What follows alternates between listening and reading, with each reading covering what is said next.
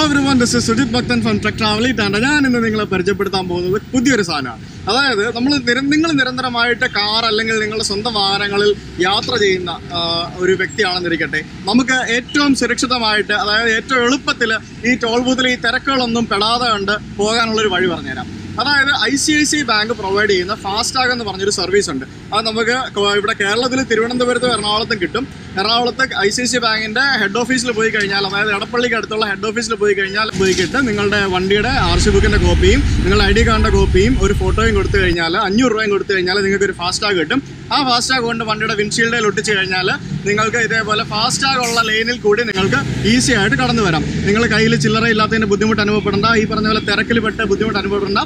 പക്ഷേ അതിനകത്തുള്ളൊരു ഡ്രോബാക്ക്, കേരളത്തിൽ ഈ സ്ഥലത്ത് അരൂരും ഈ ഫാസ്ടാഗ് അക്സെപ്റ്റ് ചെയ്യുന്നത് കേരളത്തിൽ അരൂര്, പിന്നെ തൃശ്ശൂരുള്ള ടോള്, പാലക്കാട് കഴിഞ്ഞിട്ടുള്ള ടോള് 3 സ്ഥലങ്ങളിൽ മാത്രമേ ഉള്ളൂ. ഭാവിയിൽ കൂടുതലുള്ള സ്ഥലങ്ങളിൽ വരുന്നതായിരിക്കും. കേരളത്തിൽ ഭയങ്കരമായിട്ട് ഉള്ള തിരക്ക് കാരണം നമുക്ക് ഈ ഫാസ്ടാഗ് ലൈനിലും മറ്റു വണ്ടികളെല്ലാം കടത്തിവിടാറുണ്ട്.